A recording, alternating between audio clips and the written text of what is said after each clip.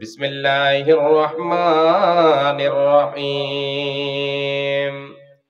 ইন্নামাল মুমিনুনা আল্লাযীনা ইযা যুকিরাল্লাহু ওয়াজিলাত কুলুবুহুম ওয়া ইযা তুলিয়াত আলাইহিম আয়াতুহু যাদাতুহুম ঈমানাও ওয়া আলা রাব্বিহিম ইয়াতাওয়াক্কালুন। আল্লাহ তাবারাক ওয়া তাআলা বলেন, হে পৃথিবীর মানুষ, তোমরা শুনে নাও, আমি আল্লাহ তাআলা মুমিনদের গুণ বর্ণনা করে শুনিয়ে দিচ্ছি। মুমিন কে হবে, মুমিন যারা হবে এদের গুণ কি হবে, এদের বৈশিষ্ট্য কি হবে রে বান্দা। এই আমার বান্দিরা তোমরা শুনে নাও, মুমিন তো হলো তারাই। ইন্নামাল মুমিনুনা আল্লাযীনা ইযা যুকিরাল্লাহু ওয়াজিলাত কুলুবুহুম। মুমিন তো হলো তারাই যাদের সামনে আমি আল্লাহ তাআলা আমার জিকির করা হবে, আমার স্মরণকালে মুমিনের অন্তরাত্মা কেঁপে উঠবে, তাদের কলিজাটা দুরু দুরু দুরু দুরু কেঁপে উঠবে। আমার ভয়ে আমার স্মরণকালে এদের অন্তরাত্মা কেঁপে উঠবে, এদের অন্তরে আমি আল্লাহ আমার ভয় হবে। আল্লাহ তাবারাক ওয়া তাআলা বলেন, ওয়া ইযা তুলিয়াত আলাইহিম আয়াতুহু যাদাতুহুম ঈমানা। আল্লাহ তাবারাক ওয়া তাআলা বলছেন, রে আমার বান্দা বান্দিরা শুনে নাও, মুমিনের বৈশিষ্ট্য হলো যখন মুমিনের সামনে আমি আল্লাহ তাআলা আমার কোরআনকে, আমার নিদর্শনকে, আমার বাণীকে তাদের সামনে তেলাওয়াত করা হবে, তাদের সামনে যখন বয়ান করা হবে, তাদের সামনে যখন তুলে ধরা হবে রে, তাদের ঈমান বৃদ্ধি পাবে, তাদের ঈমানি জোশ বেড়ে যাবে, তাদের ঈমানে লাইট মারবে, ঈমানি জ্যোতি বেড়ে যাবে। যখন আমি আল্লাহ আমার আয়াত সমূহকে, আমার নিদর্শনাবলীকে তাদের সামনে তুলে ধরা হবে, আমি আল্লাহ আমার বাণীকে তাদের সামনে যখন প্রচার করা হবে, তাদের সামনে যখন বয়ান করা হবে, তাদের ঈমান বেড়ে যাবে। এরপরে আল্লাহ তাবারাক ওয়া তাআলা বলছেন, ওয়া আলা রাব্বিহিম ইয়াতাওয়াক্কালুন। মুমিনের বৈশিষ্ট্য হলো, মুমিনের গুণ হলো, মুমিনের গুণ হলো তারা আল্লাহর উপরে একমাত্র ভরসা রাখবে, একমাত্র ভরসা স্থল তারা আল্লাহকে মনে করবে, আমি আল্লাহ আমার উপরে ভরসা রাখবে। মুমিনের বৈশিষ্ট্যগুলোর ভিতরে একটা হচ্ছে মুমিন আল্লাহর উপরে ভরসা রাখবে। কার উপরে বলবেন, কথা বলবেন, কার উপরে? আল্লাহর উপরে, না কর্মের উপরে? আল্লাহর উপরে। তাহলে মুমিন আল্লাহর উপরে ভরসা রাখবে। ভরসার ক্ষেত্রে সাধারণত তিন শ্রেণীর লোক আছে। ক শ্রেণীর? তিন শ্রেণীর। মা বোন ভালো করে বুঝে যাবেন, আপনারা কর্ণপাত করে শুনলে আশা করি আজকের আলোচনায় কামিয়াব হবেন ইনশাআল্লাহ। সাধারণত মানুষ তিন শ্রেণীর ভরসার দিক দিয়ে। এক শ্রেণীর লোক শুধু কর্মের উপরে ভরসা করে, তদবিরের উপরে ভরসা করে, আল্লাহর উপরে ভরসা করে না। তদবির করে, কাজকর্ম করে, আর সেটাকেই সে রুজি রুটির মানে ব্যবস্থা, ওতেই রুজি দেবে, এটাই সে মনে করে যে এই কামাইয়ের এই পথে আমাকে রুজি দেবে, এই বলে তার উপরে তার ভরসা থাকে, আল্লাহর উপরে ভরসা থাকে না। এইরকম কিছু লোক পার্থিব জগতে আছে। দ্বিতীয় নাম্বার হচ্ছে কাজকর্ম না করে শুধু আল্লাহর উপরে ভরসা করে, সে ভাবে যে আল্লাহ আমার ব্যবস্থা করে দেবেন, হাত পা না নড়িয়ে সে বসে থাকে। এটা হচ্ছে দ্বিতীয় নাম্বার। আর তৃতীয় নাম্বার শ্রেণীর যারা আল্লাহর উপরে ভরসা করে, তাদের মধ্যে তৃতীয় নাম্বার হচ্ছে আল্লাহর উপরে ভরসা করে, তদবির করে, কর্ম করে, আল্লাহর উপরে ভরসা করে, কর্ম করে, কর্মের ফল আল্লাহ তাআলা দেবেন, ভালোই দেবেন, এই আশা নিয়ে আল্লাহর উপরে ভরসা করে। এটা হলো পরিপূর্ণ মুমিনের আল্লাহর উপরে ভরসা রাখা হলো। বিশ্ব নবীকে এই প্রসঙ্গে জিজ্ঞাসা করা হয়েছিল, ও দয়ার নবী গো, একজন সাহাবী আল্লাহর নবীর কাছে এসে বলছেন, ইয়া রাসূলুল্লাহ, ইয়া হাবিবাল্লাহ, ওগো আল্লাহর নবী, আমার বাড়িতে উট আছে, উট, আমি সেই উটকে খোঁটাতে বেঁধে তাকে আমি আমার বাড়িতে বেঁধে দিয়ে আমি আল্লাহর উপরে ভরসা করব, না তাকে মাঠে ময়দানে ছেড়ে দিয়ে আল্লাহর উপরে ভরসা করে বুকে হাত বেঁধে বসে থাকবো যে আল্লাহ আমার সেই উটকে আমার বাড়িতে ফিরিয়ে দেবে? বিশ্বনবী বলেছিলেন, রে রাসূলের সাহাবী, তুমি শুনে নাও, এ আল্লাহর গোলাম, তুমি শুনে নাও, তুমি তোমার উটকে বাড়িতে বেঁধে দাও, তুমি তোমার উটকে বেঁধে দিয়ে তাকে রশিতে বেঁধে দিয়ে তুমি তাকে বেঁধে দিয়ে আল্লাহর উপরে ভরসা করো, তুমি তাকে ছেড়ে দিয়ে আল্লাহর উপরে ভরসা করবে। এটা পরিপূর্ণ আল্লাহর উপরে ভরসা রাখা হলো না?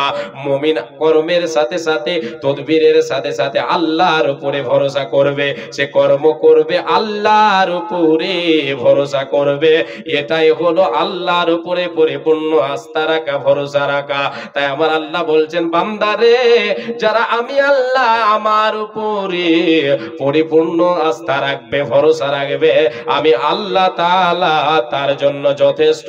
পৃথিবীর কোন শক্তি, কোন ক্ষমতা তার কিছু করতে পারবে না, পারবে না। মুমিনা আল্লাহর উপরে ভরসা রাখবে কর্মের সাথে সাথে। আরেকটা হাদিস শোনেন, বিশ্বনবী সাল্লাল্লাহু আলাইহি ওয়াসাল্লাম বলেছেন, আল্লাহ তাআলা পাখিদেরকে যেভাবে আহার দিয়ে থাকেন সেই মতো মুমিনদেরকে আহার দেবেন, মুমিনীরা যদি আল্লাহর উপরে পরিপূর্ণ আস্থা রাখে, ভরসা রাখে। হাদিসটা কি?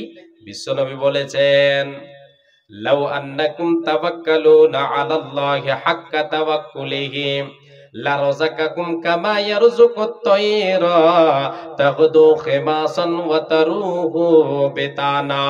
নবীজি আমার বলেন, রে মুমিন মুমিনা, এ উম্মত উম্মতিরা শুনে নাও, যদি তোমরা আল্লাহর উপরে পরিপূর্ণ ভরসা রাখার মতো ভরসা রাখো, আল্লাহর উপরে যদি একমাত্র তোমাদের ভরসা থাকে, তাহলে তোমরা শুনে নাও, শুনে নাও, আমার আল্লাহ পাখিদের মতো তোমাদের আহার দেবেন, তোমাদের রুজি রুটিতে বরকত দেবেন। পাখিদেরকে যেমন আল্লাহ তাআলা তাদেরকে আহার দিয়ে থাকেন, তেমনি তোমাদেরকে আহার দেবেন, তোমাদের অভাব হবে না, হবে না। বিশ্বনবী বলেন, সকাল বেলায় খালি পেটে পাখিরা, তাদের পেটে কিছু থাকে না, তারা খালি পেটে সকাল বেলায় বাসা থেকে বেরিয়ে যায়। ফজরের আজান হয়ে গেল, পাখিরা সবাই নিজ নিজ বাসা থেকে খালি পেটে আল্লাহর গুণগান করতে করতে করতে করতে আল্লাহর গুণগান করতে করতে তার উপরে ভরসা করে মাঠে ময়দানে ছড়িয়ে যায়, বিলখালে ছড়িয়ে যায়। তারা কিসে নেমে পড়ে? কর্মে নেমে পড়ে, তারা কর্মে নেমে পড়ে, তারা কর্মে নেমে পড়ে। নবীজি আমার বলেন, উম্মত রে, সন্ধ্যা বেলায় আমার আল্লাহ ওই পাখিদের পেটকে পূর্ণ পেট দিয়ে তাদের বাসায় ফিরাইয়া দেন। রে উম্মত উম্মতিরা শুনে নাও, যদি তুমি আল্লাহর উপরে পরিপূর্ণ আস্থা রাখো, মুমিনকে আল্লাহ তাআলা পাখিদের মতো তাদের আহারের ব্যবস্থা করে দেবেন, তাদের ব্যবস্থা করে দেবেন, অভাব তাদের থাকবে না। এই হাদিস দ্বারা প্রমাণ হয়, মুমিন রে, তোমাকে কর্ম করতে হবে, কর্মের সাথে সাথে আল্লাহর উপরে ভরসা করতে হবে। যেমন পাখিরা আল্লাহর উপরে ভরসা করে কর্মে নেমে যায়, সেই রকম তোমাদেরকে আল্লাহর উপরে ভরসা করে কর্মে নেমে যেতে হবে। এটা হলো মুমিনের আল্লাহর উপরে ভরসা রাখা। কার ভরসায় আছো রে মন, কিসের করো আশা? এ তো সাদের বাড়ি গাড়ি ভেঙে যাবে বাসা, তোমার ভেঙে যাবে আশা। ও তোর গোনা দিন ফোরাইয়া যাবে, গোনা দিন প্রেমে ফোরাইয়া যাবে, যৌবনে লাগবে ভাটি। ওই যে দেখো ডাকিতেছে তোমায় কবরের মাটি, ওই যে দেখো ডাকিতেছে তোমায় কবরের মাটি। সন্ধ্যার আগে যেদিন ডুবিবে বেলা, এক পলকে ভেঙে যাবে তোমার রঙের মেলা। সন্ধ্যার আগে যেদিন ডুবিবে বেলা, এক পলকে ভেঙে যাবে তোমার ভবের মেলা। কারে দেবা তুমি জোরে ধমক, কারে দেবা তুমি জোরে ধমক, কার মাথায় ভাঙবা লাঠি। ওই যে দেখো ডাকিতেছে তোমায় কবরের মাটি। খবর পেয়ে আসবে আত্মীয় স্বজন, তোমারই চার ধারে বসে তারা করিবে ক্রন্দন। হায়রে খবর পেয়ে আসবে আত্মীয় স্বজন, তোমারই চার পাশে বসে তারা করিবে ক্রন্দন। সাজাইবে তোমায় মনের মতো, সাজাইবে তোমায় দোলার মতো, কি সুন্দর পরিপাটি। ওই যে দেখো ডাকিতেছে তোমায় কবরের মাটি, ওই যে দেখো ডাকিতেছে তোমায় কবরের মাটি। কার ভরসায় আছো রে মন, কিসের করো আশা, এ তো সাদের বাড়ি গাড়ি ভেঙে যাবে বাসা, তোমার ভেঙে যাবে আশা। লিল্লাহে তাকবীর। আওয়াজ খুব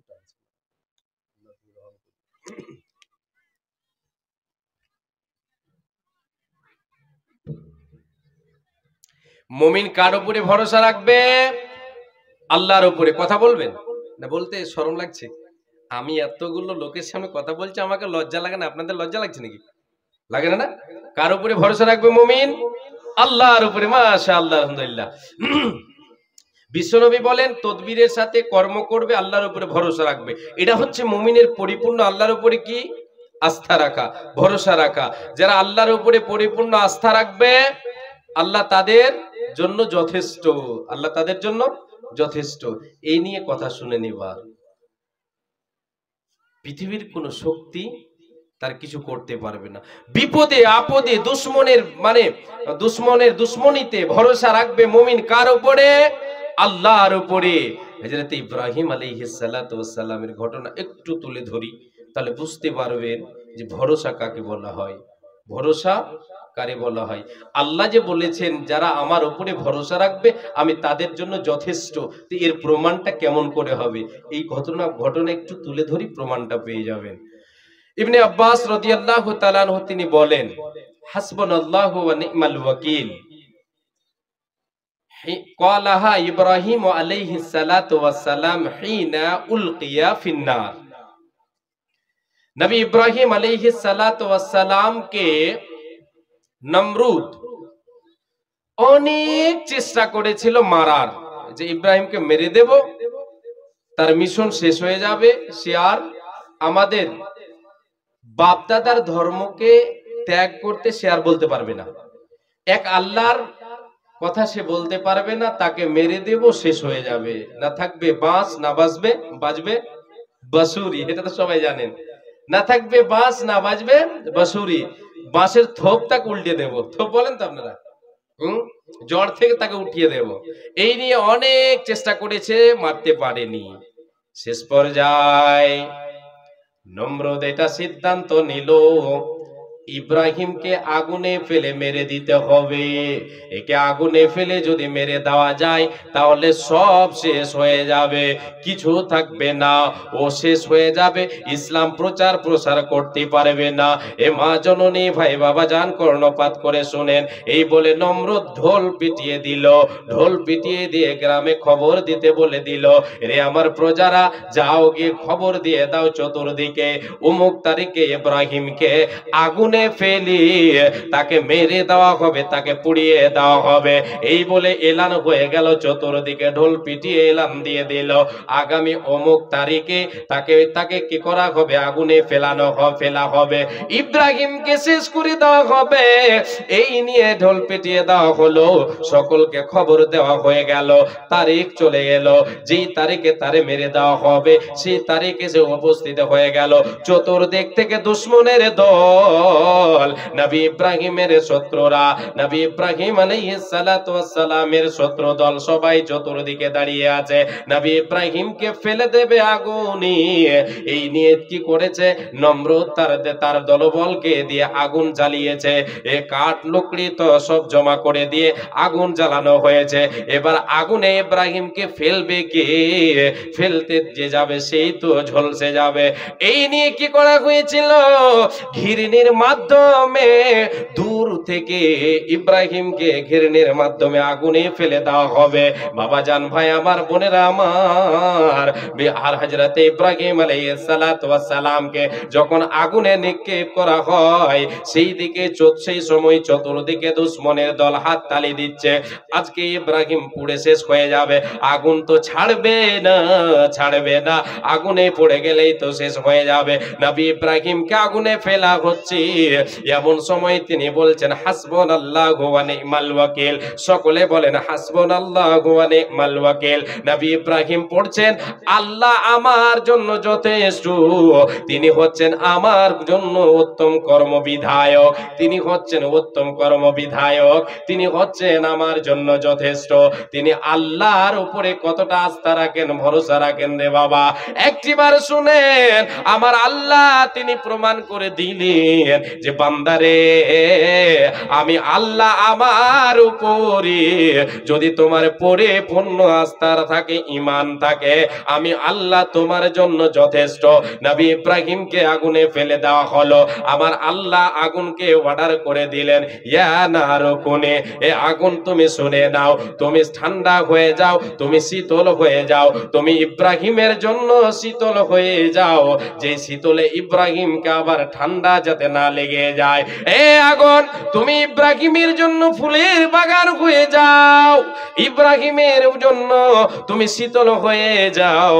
আগুনের ক্ষমতা শেষ হয়ে গেল, নবী ইব্রাহিমের একটা পশম পর্যন্ত পুড়ে নিয়ে নবী ইব্রাহিম আগুন থেকে বেরিয়ে আসছেন হাসতে হাসতে। আশ্চর্য ব্যাপার, কি ব্যাপার, আগুন তো কাউরে ছাড়ে না, এই ইব্রাহিমকে আবার আগুন কেন স্পর্শ করলো না? চতুর্দিকে দুশমনের দল চেয়ে আছে চাতক পাখির মতো, হাত তালি দিচ্ছে, মুখে হাসি তাদের পড়ছে। যখন নবী ইব্রাহিমকে আমার আল্লাহ তিনি যে যথেষ্ট, তিনি যখন নবী ইব্রাহিমকে বের করছেন আগুন থেকে, সবার মুখে ছাই পড়ে গেল, কালি পড়ে গেল। নবী ইব্রাহিমকে আমার আল্লাহ বাঁচিয়ে নিলেন। আল্লাহর উপরে যারা পরিপূর্ণ ঈমানের সাথে আল্লাহর উপরে ভরসা রাখবে, আমার আল্লাহ তাদের জন্য যথেষ্ট। প্রেম কি রে, প্রেম বিনা প্রাণ বন্ধুরে দেখা পাবে না। খোদার প্রেমে কি আনন্দ সবাই জানে না, খোদার প্রেমে কি আনন্দ সবাই জানে না। প্রেম বিনা প্রাণ বন্ধুরে দেখা পাবে না। ইব্রাহিম খলিলুল্লাহ ছিলেন, পুত্র ইসমাইলকে কোরবানি দিলেন। এ তো কোরবানি নয়, কুরবানি নয়, শুধু প্রেমের বাহানা। প্রেম কি রে, প্রেম বিনা প্রাণ বন্ধুরে দেখা পাবে না। আল্লাহর প্রেমে কি আনন্দ সবাই জানে না, নবীর প্রেমে কি আনন্দ সবাই বুঝে না। প্রেম বিনা প্রাণ বন্ধুরে দেখা পাবে না। প্রমাণ হলো, এই ঘটনায় প্রমাণ পেয়ে গেলাম আল্লাহ তাআলা যে বলেছেন আমি তার জন্য যথেষ্ট, যে আমার উপরে পরিপূর্ণ আস্থা রাখবে। নবী ইব্রাহিম বলে দিলেন হাসবুনাল্লাহ, আল্লাহ আমার জন্য যথেষ্ট, ওয়া নি'মাল ওয়াকিল, তিনি হচ্ছেন আমার ওয়াকিল, তিনি হচ্ছেন আমার উকিল, তিনি আমার জন্য লড়বেন, আমার জন্য উত্তম ব্যবস্থা মানে উত্তম, তিনি হচ্ছেন উত্তম কর্মবিধায়ক। আজকে আমি আপনি দুনিয়াতে উকিল ধরি না বাঁচার জন্য? আল্লাহ তাআলা যদি উকিল হয়ে যান আমার আপনার, তাহলে কেউ আমাকে আপনাকে ঠেকাতে পারবে? কেউ পারবে না বাবা, কেউ পারবে না। দেখেন আল্লাহ তাআলা উপরে ভরসার দিক দিয়ে বিশ্ব নবী সাল্লাল্লাহু আলাইহি ওয়াসাল্লামের ঘটনা একটু আপনারা শুনেন, তাহলে বুঝতে পারবেন যে আল্লাহর উপরে ভরসা কিভাবে রাখতে হবে। যে নবী সাল্লাল্লাহু আলাইহি ওয়াসাল্লাম আমাকে আপনাকে শিক্ষা দিয়েছেন, সেই নবী আল্লাহর উপরে কতটা ভরসা রাখতেন, কতটা ভরসা রাখতেন, কি ইমানি জজবা ছিল, কি আল্লাহর উপরে ভরসা ছিল, দেখবেন তাহলে বুঝতে পারবেন। আলোচনা না শুনলে বুঝতে পারবেন না। ঘটনা শুনেছেন তবুও আমি বিষয়ের সাথে মিল আছে বলে আপনাদেরকে শোনাচ্ছি। আল্লাহর নবী সাল্লাল্লাহু আলাইহি ওয়াসাল্লাম যখন মক্কা থেকে মদিনা হিজরত করলেন, মক্কা থেকে মদিনা, কোথা থেকে কোথায় হিজরত করেছিলেন? মক্কা থেকে মদিনা। আল্লাহর নবী সাল্লাল্লাহু আলাইহি ওয়াসাল্লাম আবু বকরকে সাথে নিলেন। দুশমনদের, মক্কার মুশরিকদের জুলম অত্যাচার বেড়েই যাচ্ছে। নবী আমার তিনি হিজরত করতে এবার বাধ্য হলেন। আল্লাহ তাবারাক ওয়া তাআলার অর্ডার, তিনি হিজরত করে চলে যাচ্ছেন মক্কা থেকে মদিনা আবু বকর রাদিয়াল্লাহু তাআলা আনহুকে সাথে নিয়ে। এবার যে পথে মদিনা যায় সে পথে না গিয়ে উল্টো পথে যাচ্ছেন। চতুর্দিকে এলান হয়ে গেছে, খবর ছড়িয়ে গেছে মুহাম্মদ তার সাথীকে নিয়েছে মক্কা থেকে মদিনা হিজরত করে চলে গেছে, মক্কা থেকে মদিনা পালিয়ে গেছে। এলান হয়ে গেছে চতুর্দিকে, যে মুহাম্মাদের গর্দনটা ছুটিয়ে নিয়ে আসতে পারবে রে, তার জন্য 100টি লাল উটনি পুরস্কার।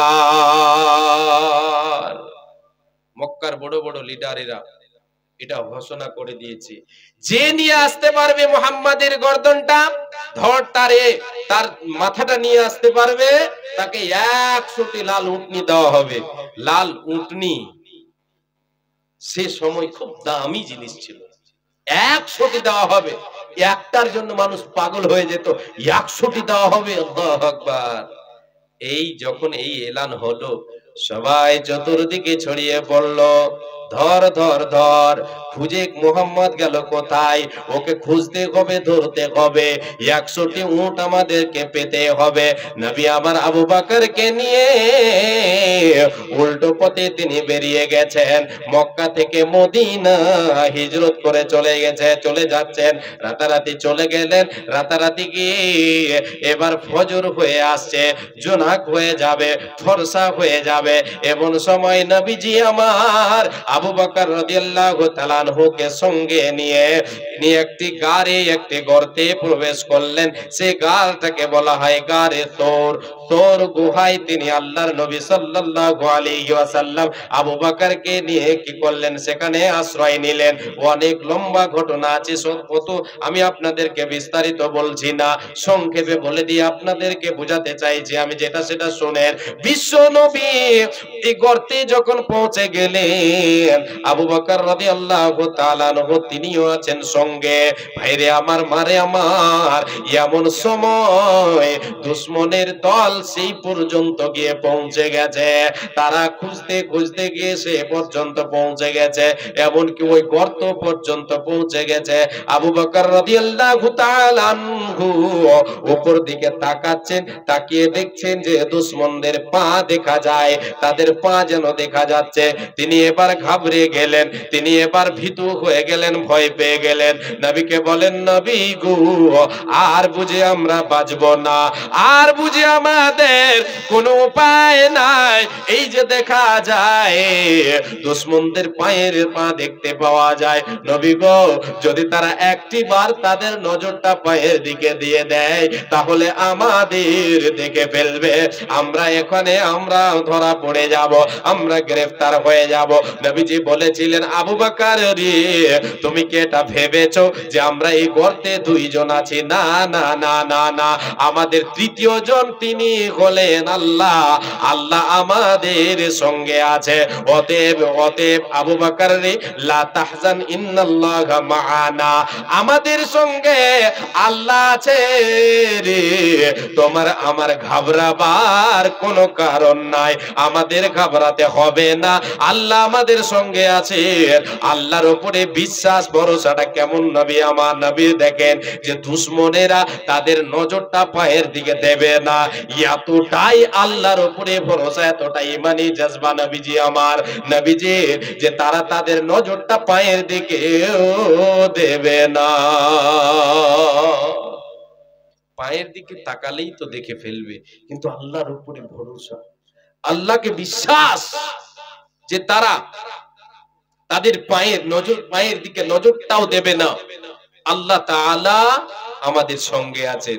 বাপরে আমার, মারে আমার, আজকে আপনি বিপদে পড়েন, দুশ্মনীতে আপনি পড়ে আছেন, বিপদে পড়ে আছেন, আপনার অসুখ হয়েছে, বড় অসুখ হয়ে গেছে, আল্লাহর উপরে ভরসা রাখেন, ভরসা হারা হয়ে যেন না, ভরসা হারা হতে হবে না। যারা আল্লাহর উপরে ভরসা রাখবে, আল্লাহ তাবারক ওয়া তাআলা তাদেরকে বিনা হিসাবে জান্নাতে দেবেন, জাহান্নাম থেকে তাদেরকে মুক্তি করে ৭০,০০০ মানুষকে আল্লাহ তাবারক ওয়া তাআলা বিনা হিসাবে বিনা আযাবে জান্নাতে দেবেন। এই হাদিসটা একটু বলি, তারপরে আরো এগিয়ে নিয়ে যাব কয়েকটা ঘটনার দিকে, যে আল্লাহর উপরে ভরসা রাখতে হবে কেমন করে। বিনা হিসাবে আল্লাহ তাবারক ওয়া তাআলা জান্নাতে দেবেন এমন ৭০,০০০ লোক কারা? বিশ্বনবী সাল্লাল্লাহু আলাইহি ওয়াসাল্লাম একদিন সাহাবায়ে কেরামদের সামনে তুলে ধরেছেন, আরে আমার সাহাবীরা, আমাকে আল্লাহ তাবারক ওয়া তাআলা দেখালেন, আমি প্রত্যক্ষ করলাম, আমার সামনে পেশ করা হলো। কি পেশ করা হলো? নবীদেরকে পেশ করা হলো, তাদের উম্মতদেরকে পেশ করা হলো। একদিন আমার সামনে পেশ করা হলো, আমি কোন নবীর সঙ্গে দেখলাম ৩ থেকে ৫ জন ৭ জন দেখলাম, কোন নবীর সঙ্গে ২ জন দেখলাম, আর কোন নবীর সঙ্গে দেখলাম একটাও তার অনুসারী নাই। নবীদেরকে আমার সামনে পেশ করা হলো, কারোর সাথে আছে, কারোর সাথে তার অনুসারী, তার উম্মত নেই।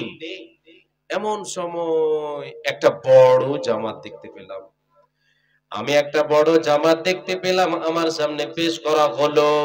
আমি মনে মনে ভাবলাম, আমি বিশ্ব নবী, আমার উম্মত তো সবচাইতে বেশি, হয় না হয় এই জামাতটা হবে আমার, আমি নবীজি, আমার হবে এই জামাতটা। এই বলে আমি কি করলাম, ধারণা করলাম, আমাকে বলা হলো, আল্লাহর তরফ থেকে বলা হলো, জিব্রাইল আমাকে বললেন, ও নবী, এই জামাতটা আপনার নয়, এই জামাতটা হচ্ছে নবী মুসা আলাইহিস সালাতু ওয়াস সালামের। তিনার অনুসারী হলেন এরা, তিনার অনুসারী হলেন এরা। ওগো নবী, আপনি অন্য দিগন্তে তাকান, যেই দিকে তাকিয়ে আছেন সেই দিক থেকে অন্য দিকে তাকান, আপনি আপনার উম্মত দেখতে পাবেন। নবীজি আমার অন্য দিগন্তে যখনই তাকালেন, তার চেয়ে বড়, তার চেয়ে বিরাট একটা জামাত দেখতে পেলেন। নবীজিকে বলা হলো, ওগো নবী মুহাম্মদ, এই জামাতটা হলো আপনার উম্মত, এই জামাতটা হলো আপনার উম্মত। এরপরে নবীজিকে বলা হলো, ওগো নবী, এই জামাতের ভিতরে এমন ৭০,০০০ লোক আছে যারা আল্লাহ তাআলা যাদেরকে বিনা হিসাবে বিনা আযাবে তাদেরকে জান্নাতে দেবেন। এত দূর পর্যন্ত নবীজি আমার বলার পরে তিনি সাহাবায়ে কেরামদের কাছ থেকে চলে গেলেন বাড়িতে। এবার চিন্তায় পড়ে গেলেন সাহাবীরা, কি ব্যাপার, কারা হবে এরা? এই সুবর্ণ সুযোগ, এত সুন্দর সুবর্ণ সুযোগের ব্যক্তিরা কারা হবে, সৌভাগ্যবানেরা কারা, এই নিয়ে তারা আপুসে বলা বলে করতে লাগলো। কেউ বলছে হয় না ভাই এরা হবে ওরাই যারা রসুলের সাহাবী, ইসলামের জন্য জান দিয়েছে, মাল দিয়েছে, রক্ত বিলিয়েছে, হয় না ভাই হবে এরা। আর এক দল বলছে, কেউ বলছে না না এরা ওরা নয়, এরা হতে পারে ওই সমস্ত লোকেরা যারা কোনোদিন গায়রুল্লাহর সামনে মাথা নত করেনি, মাথা নত করেনি, গায়রুল্লাহর সামনে মাথা নত করেনি, আল্লাহর সঙ্গে কাউকে শিরক করেনি। এই নিয়ে সাহাবীদের মধ্যে কথা চলছে। নবীজি আমার আবার ফিরে এলেন, এসে বলেন, ওরে আমার সাহাবীরা তোমরা বলো কি নিয়ে তোমরা আলোচনা করছো, কি নিয়ে তোমাদের কথা? নবীজি আমার বলেন, ওগো নবী আপনি বলে গেলেন যে আমার উম্মতের ভেতরে 70,000 লোক বিনা হিসাবে জান্নাতে যাবে, এই নিয়ে আমরা টেনশনে পড়ে গেছে। এরা কারা, আমরা কি তাদের ভেতরে হতে পারবো গো নবী?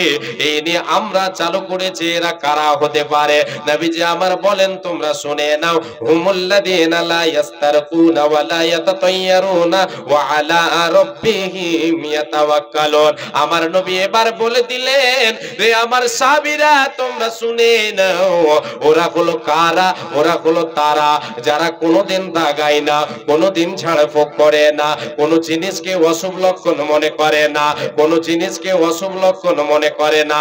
যেমন মায়েরা আমার বোনেরা আমার কি করে থাকে যে সন্ধ্যা বেলায় যদি কাউকে কোনো জিনিস দেওয়া যায় তাহলে বাড়ি থেকে বরকত চলে যাবে, এই যে অশুভ একটা লক্ষণ, এই লক্ষণ কোনোদিন সে অশুভ লক্ষণ মনে করে না, কোনোদিন অশুভ লক্ষণ মনে করে না, কোনোদিন দাগায় না, ঝাড়ফুঁক করায় না, সে ভাগ্য কোনোদিন পরীক্ষা করে না, ভাগ্য গণনা পরীক্ষা করে না যে আমার আগামীতে কাজটা সাকসেস হবে না আনসাকসেস হবে।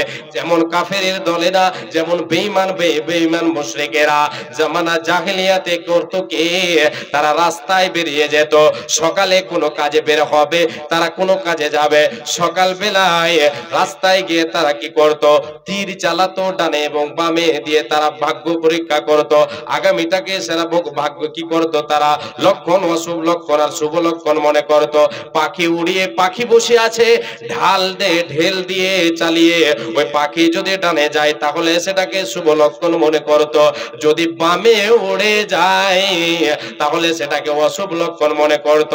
নবীজি বলেন, ওরা হলো তারা যারা কোনো জিনিসকে অশুভ লক্ষণ মনে করে না, আল্লাহর উপরে ভরসা রাখে, ওয়া আলা রাব্বিহিম ইয়াতাওয়াক্কালুন, এরা আল্লাহর উপরে ভরসা রাখে, আল্লাহর উপরে ভরসা রাখে, আল্লাহর উপরে ভরসা রাখে।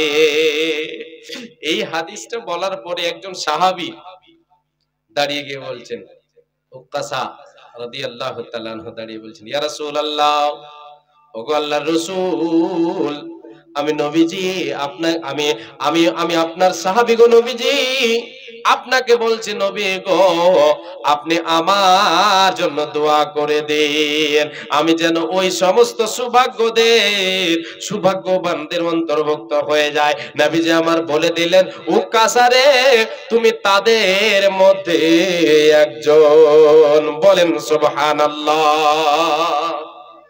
সাহাবী উক্কাসা দাঁড়িয়ে আছেন, তিনি যখন এই কথাটা বলছেন আল্লাহ রাসূলকে, আল্লাহর নবী আপনি আমার জন্য দোয়া করে দেন যাতে করে আমি তাদের মধ্যে একজন হয়ে যাই। নবীজি বললেন, তুমি তাদের মধ্যে একজন। আল্লাহু আকবার। এই সুসংবাদ শুনে সে কি আর পেতে পারে? আল্লাহু আকবার। দুনিয়াতেই পেয়ে গেলেন, দুনিয়াতে সুসংবাদ পেয়ে গেলেন, বিনা হিসাবে বিনা আযাবে জান্নাতে যাবে। এই দেখা দেখি আর একজন সাহাবী দাঁড়িয়ে বলছেন, ইয়া রাসূলুল্লাহ আমার জন্য দোয়া করে দেন। নবীজি আমার বলেন, সাহাবী রে, উক্কাসা তোমাকে অগ্রগমন করে গেছে, তুমি উক্কাসার কাছে ফেল পড়ে গেছো, ওর কাছে তুমি ফেল পড়ে গেছো, তুমি পিছিয়ে পড়ে গেছো, তুমি তাদের মধ্যে হতে পারোনি।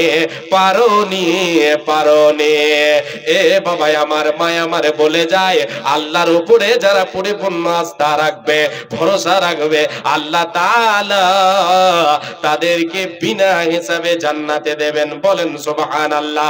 আল্লাহ যেন আমাদের সকলকে নসিব করে দেন, আমাদের যেন নসিব করে দেন। আমরা একবার আল্লাহকে বলি আল্লাহুম্মা আমিন। তাহলে যারা আল্লাহর উপরে পরিপূর্ণ আস্থা রাখবে, এদেরকে আল্লাহ তাআলা কি করবেন? বিনা হিসাবে জান্নাতে দিবেন। আল্লাহ তাদেরকে ভালোবাসেন, আল্লাহ তাদেরকে পছন্দ করেন। কাদেরকে? যারা আল্লাহর উপরে ভরসা রাখে। ভরসা রাখতে হবে আল্লাহর উপরে। নবী মুসা আলাইহিস সালাতু ওয়াস সালাম তিনি আল্লাহর উপরে কতটা ভরসা রাখতেন, আল্লাহকে বিশ্বাস কতটা করতেন, একটু শুনেন, একটু শুনেন। নবী মুসা আলাইহিস সালাতু ওয়াস সালাম তিনি তিনার অনুসারীদেরকে নিয়ে মক্কা থেকে না, তিনি তিনার অনুসারীদেরকে নিয়ে তিনি তিনার দেশ থেকে চলে যাচ্ছেন। ফিরআউনের জুলম অত্যাচার, এত জুলম অত্যাচার বেড়েই যাচ্ছে, দিনে দিন বেড়েই যাচ্ছে। নবী মুসা তিনি তিনার দলবলকে নিয়ে ফিরআউনের দেশ ছেড়ে চলে যাচ্ছেন। এমন সময় তিনি যে যেতে শুরু করেছেন, যেতে অনেকটা দূর যাওয়ার পরে সামনে সমুদ্র। এইদিকে খবর হয়ে গিয়েছে ফিরআউনকে যে মুসা তার দলবলকে নিয়ে পালিয়ে গিয়েছে। এবার ফিরআউন তার লস্করদেরকে, তার লস্করকে, তার সৈন্য বাহিনীকে খবর দিয়ে দিল, তাড়াতাড়ি চলো, অস্ত্র নিয়ে চলো, ঘোড়া তৈরি করো, চলো সাওয়ারি নিয়ে আসো, ঘোড়া নিয়ে আসো, চলো তাদের পিছু ধাওয়া করতে হবে, মুসাকে ধরতে হবে, মুসার অনুসারীদেরকে ধরতে হবে।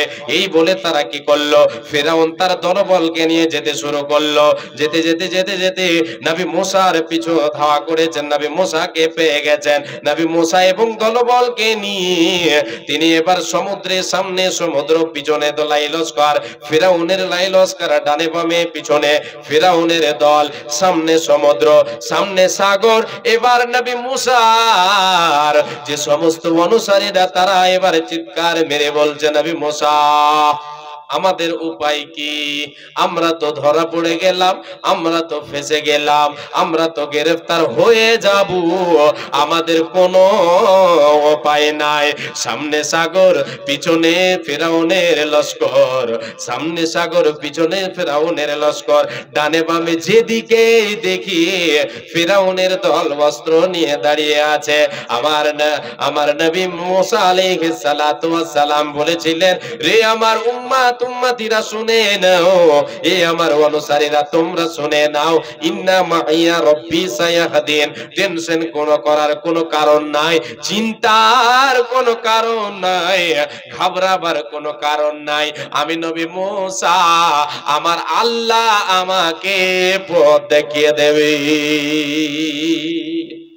আল্লাহ তাআলা আমার জন্য ব্যবস্থা করে দেবেন। আল্লাহর উপরে ভরসা দেখেন, মুহূর্তের মধ্যে আল্লাহ তাআলা আমার ব্যবস্থা করে দেবেন, এটা হচ্ছে আল্লাহর উপরে নির্ভর।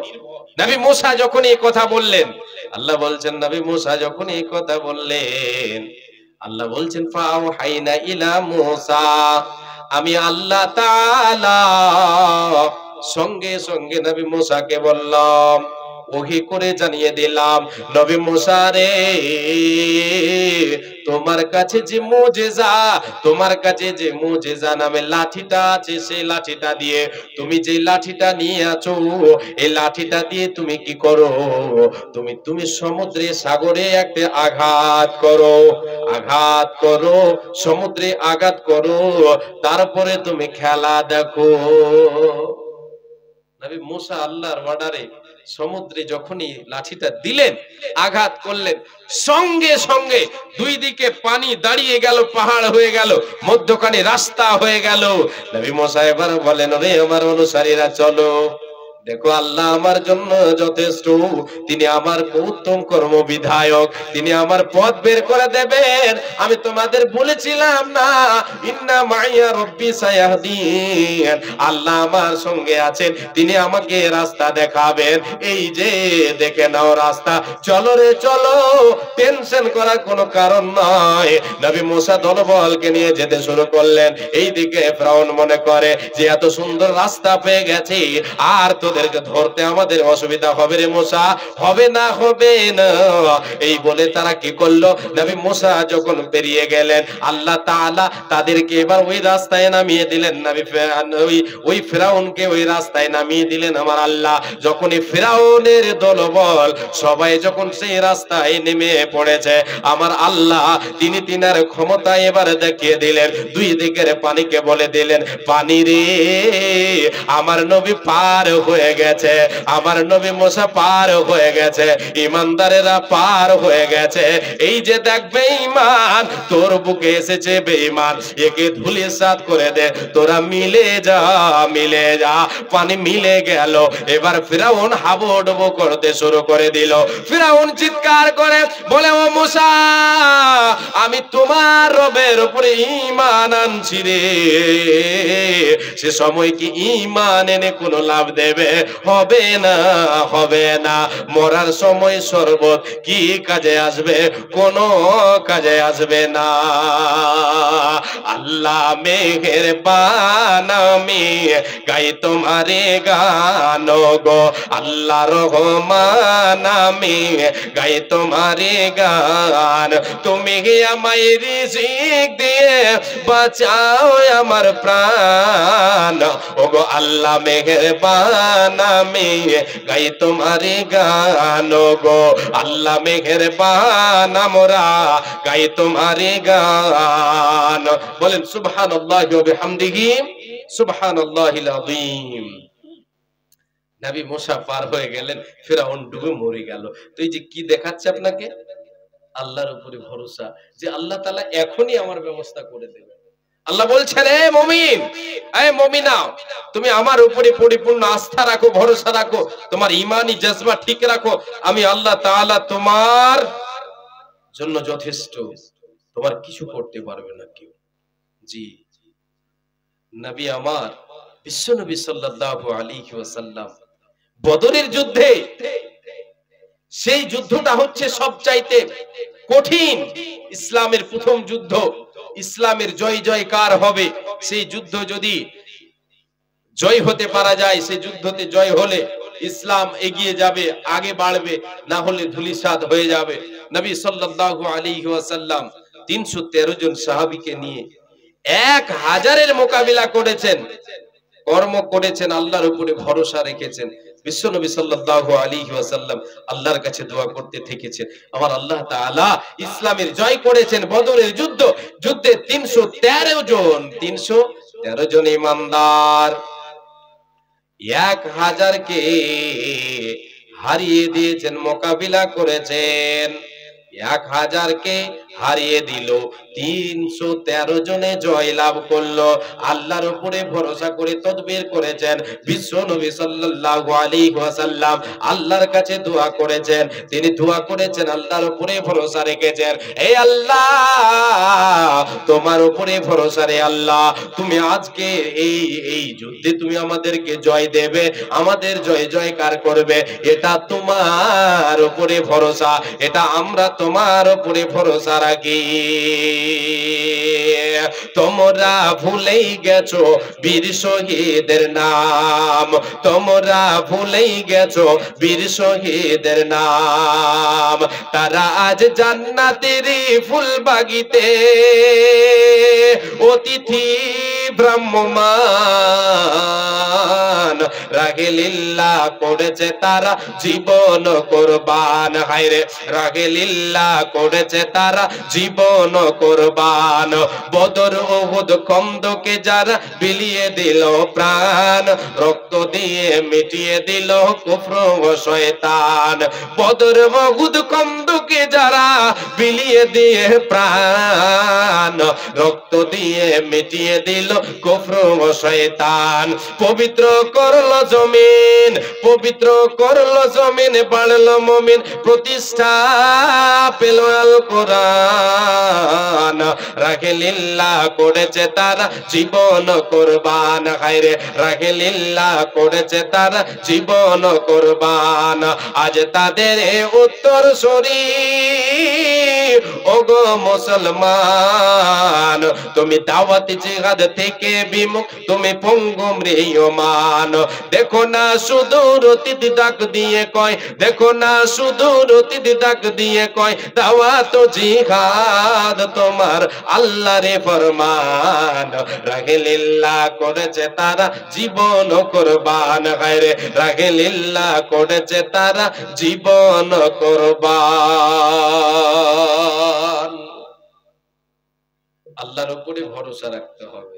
কার উপরে? আরেকবার বলে দেখি, কার উপরে? আল্লাহর উপরে ভরসা রাখতে হবে। মা বোন আপনারা শুনবেন, আপনাদের মতো এক মহিলা, আপনাদের মতো একজন মহিলার কথা বলছি। মহিলাটা কে? নবী ইব্রাহিম আলাইহিস সালাতু ওয়াস সালামের স্ত্রী। বিশ্বনবী সাল্লাল্লাহু আলাইহি ওয়াসাল্লাম বলেছেন, আবু হুরায়রা রাদিয়াল্লাহু তাআলা আনহু তিনি হচ্ছেন হাদিসের রাবী।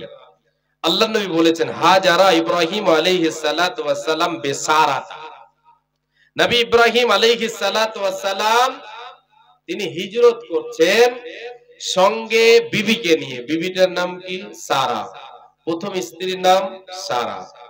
সারাকে নিয়ে হিজরত করছেন, নিজের দেশ থেকে মিশরের দিকে চলে যাচ্ছেন। উনি এক গ্রামে গিয়েছেন, প্রবেশ করেছেন। এমন সময় নবী ইব্রাহিম তিনি তিনার স্ত্রী সারাকে নিয়ে হিজরত করছেন ঈমানকে বাঁচাবার জন্য। দেশকে ছেড়ে দিয়ে, বাড়ি ঘরকে ছেড়ে দিয়ে, জমি জায়গাকে ছেড়ে দিয়ে, ছেলে মেয়ের মোহাব্বতকে ছেড়ে দিয়ে ঈমান বাঁচাবার জন্য দেশ থেকে নিজ স্থান ছেড়ে দিয়ে অন্য স্থানে চলে যাওয়ার নাম হচ্ছে হিজরত। এই হিজরত করছেন কে? নবী ইব্রাহিম আলাইহিস সালাতু ওয়াস সালাম তিনি তিনার বিবিকে নিয়ে চলছেন। যেতে যেতে যেতে যেতে কোন এক গ্রামে প্রবেশ করেছেন। সেই গ্রামের সেই এলাকার যে শাসক ছিল সেটা হচ্ছে জালেম বাদশা, সে হচ্ছে জুলম অত্যাচারী, অত্যাচারী শাসক, অত্যাচারী বাদশা। তার একটা বদ অভ্যাস হলো, যদি তাদের এলাকায়, তার এলাকায় কোন সুন্দরী রমণী, পরমা সুন্দরী রমণী আসে, তাহলে তার সঙ্গে কুকর্ম করা, জবরদস্তি তার সঙ্গে খারাপ ব্যবহার করবে। এটা ছিল তার বদ অভ্যাস।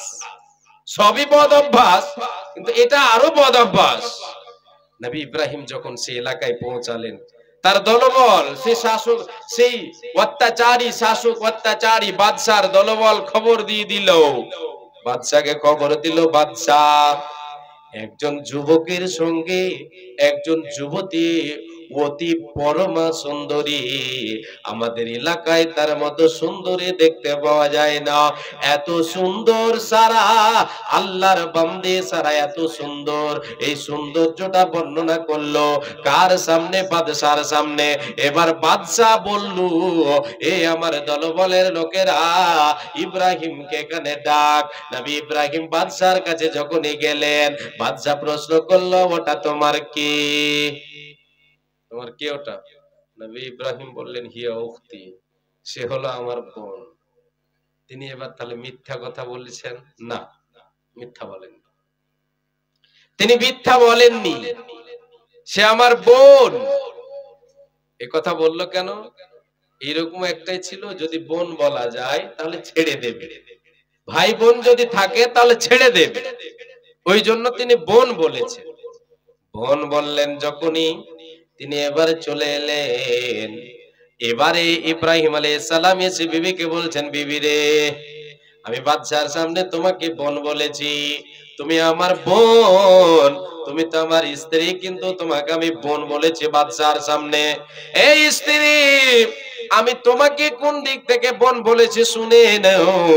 এখন পৃথিবীর মাটিতে তুমি আর আমি হলাম মুমিন মুমিনা, এই দিক দিয়ে তুমি আমার বোন, আমি তোমার ভাই, তুমি আমার বোন, আমি তোমার ভাই, আমি এটাকে সম্বোধন করে বলেছি।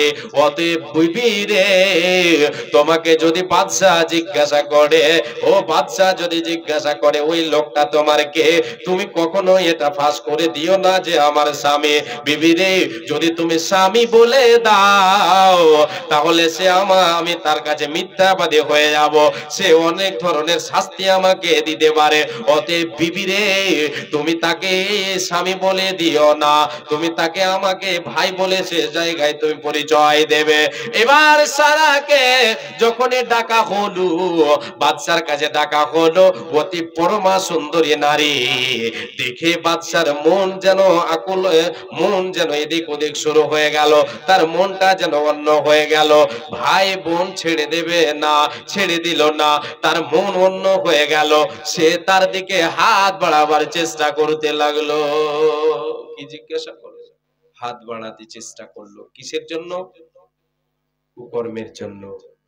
তার হাতটা যখন সারার দিকে আগে বাড়ছে, এমন সময় যে রাওয়ায়াতে এসেছে সারা, তিনি নবী ইব্রাহিম আলাইহিস সালাতু ওয়াস সালামের স্ত্রী সারা, তিনি কি করছেন? তিনি ওযু করে নামাজে দাঁড়িয়ে গেছেন, 2 রাকাত নামাজ পড়ছেন, ওই নামাজে আল্লাহর কাছে দোয়া করছেন।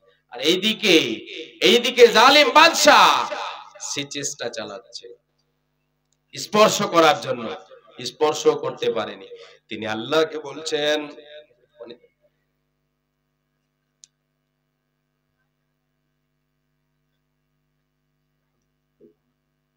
তিনি আল্লাহকে বলছেন, তিনি আল্লাহকে বলছেন, হে আল্লাহ, আল্লাহুম্মা ইন কুনতু আমানতু বিকা ওয়া বিরাসূলিকা ওয়া আহসানতু ফারজি ইল্লা আলা যাওজি ফালা তুসাল্লিত আলাইয়া হাদাল কাফির।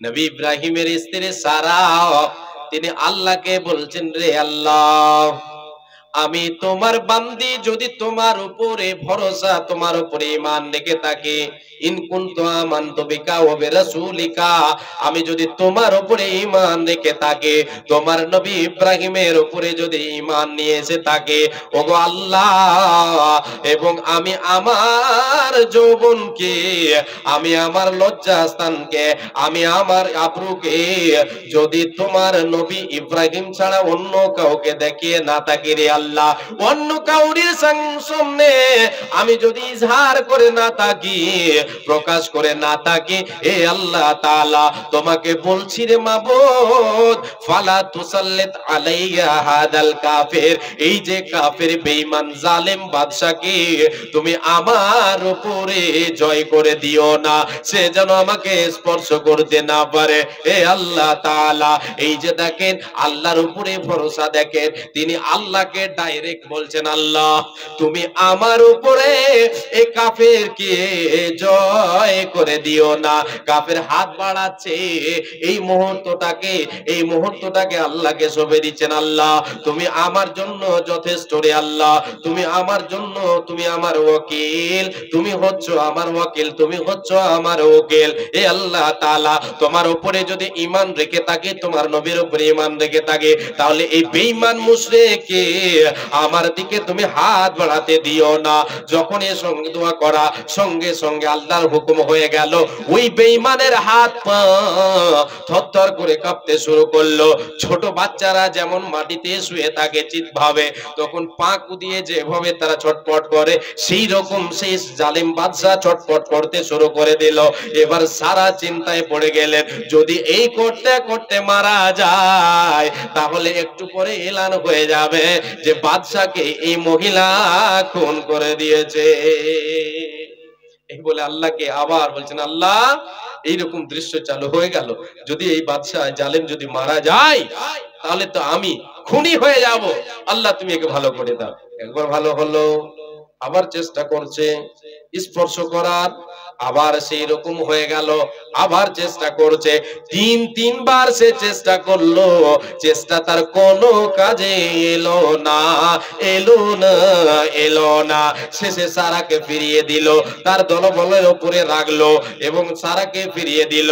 নবী ইব্রাহিমের সঙ্গে সারাকে হাজেরাকে দিয়ে দিলেন, সারাকে একটা গিফট স্বরূপ দিয়ে দিলেন, যাও একে নিয়ে যাও, এই বাদীকে তুমি নিয়ে যাও। নবী ইব্রাহিমের ছিল বিবি একটা, এবার হয়ে গেল ডবল। এ বাবা আমি আপনাকে এবার শোনাই, এখানে বুঝাতে চাই রে মা আমার বোন, যদি আপনার ঈমান থাকে, আপনি যদি পর্দা সহিত থেকে থাকেন, আপনি যদি কোনোদিন পর পুরুষকে আপনার ইজ্জতকে যদি লুটিয়ে না থাকেন, তাহলে আল্লাহর উপরে ভরসা রাখেন, আল্লাহ আপনাকে বিপদ থেকে উদ্ধার করবেন, বিপদ থেকে বাঁচাবেন।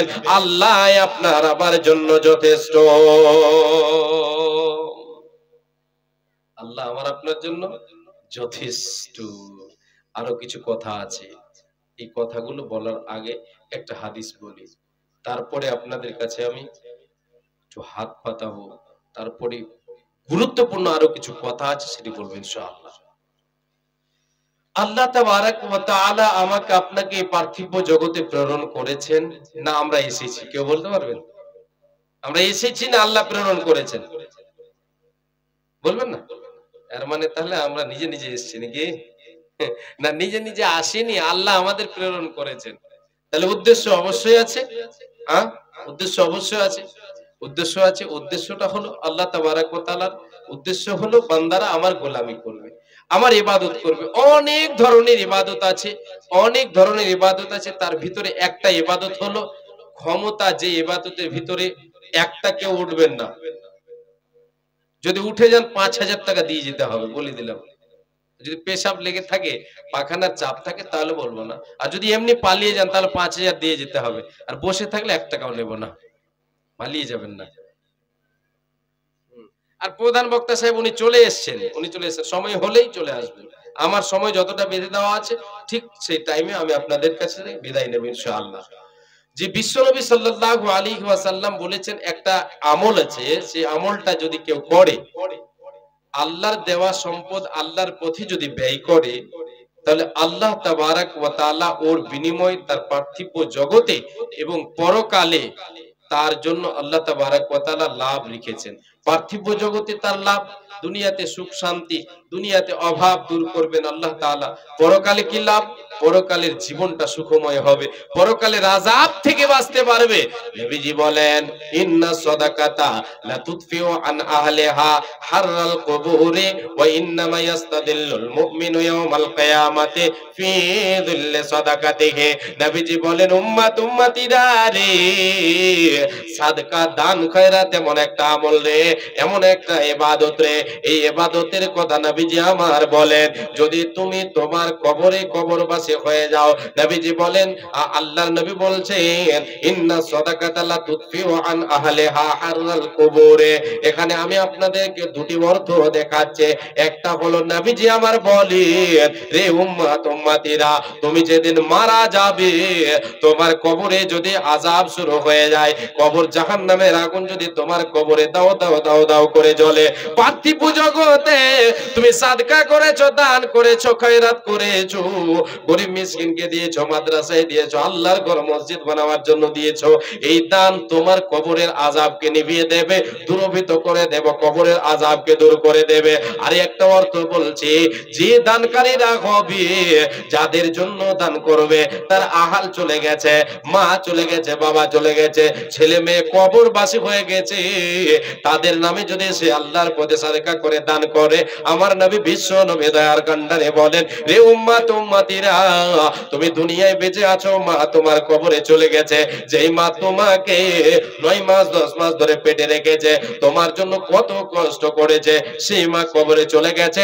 সেই মায়ের তুমি যদি সিলা রাহমি করতে চাও, কবরে চলে গেছে তোমার বাবা, তোমার দাদু চলে গেছে কবরে, তাদের যদি তুমি উপকার করতে চাও, তাদের নামে দান করো, তোমারও লাভ হবে, তারও নাম হবে, লাভ হবে। মুমিন রে, ওয়া ইন্নামা ইয়াস্তাদিল্লুল মুমিনু ইয়াওমাল কিয়ামাতি ফি যিল্লি সাদাকাতিহি। শুধু দুনিয়াতেই নয়, শুধু কবরে নয় রে নয়, পরকালে হাসরের ময়দানে মুমিন রে, যেই দিন তোমার মাথার উপরে সূর্যটা চলে আসবে, আজকে লক্ষ কোটি উপরে আমাদের সূর্য রয়েছে মাথার উপরে, তবু এর তাপ আমি আপনি সহ্য করতে পারি না। নবীজি বলেছেন, কিয়ামতের মাঠে এক হাত মুঠ্ঠম হাতের মতো আপনার আমার মাথার উপরে চলে আসবে সূর্য, সেই দিন কতটা গরম হতে পারে, তাপ হতে পারে। নবীজি বলেন, সেই এই দিন তোমাকে তোমার সাদকা দান তোমাকে ছায়া করবে, সূর্যের তাপ লাগতে দেবে না, দেবে না, দেবে না। একদিন তোমায় যাইতে হবে হাসর মাটির মেলা রে দয়াল, ওই হাসর হাটের মেলা। একদিন তোমায় যাইতে হবে হাসর মাটির মেলা রে দয়াল, ওই হাসর হাটের মেলা। আসিলে তুমি সবার তরে যাইতে হবে অন্ধকার গরে, বেঁচে থেকে করো জোগাড়, সময় যে তোর বইয়া রে বন্ধুয়া, এ সময় গেল বইয়া। আসিলে তুমি দুনিয়াতে যাইতে হবে পরকালে, আজরাইল এসে ধরবে কোষে জানটি কবজ করিয়া রে বন্ধুয়া, এ জানটি কবজ করিয়া, চাকরি কোন করিয়া দুলার মতো সাজাইয়া নিয়ে যাবে তোমায় 4 বিঘা করিয়া রে বন্ধুয়া, এ কাঠের পালকি করিয়া।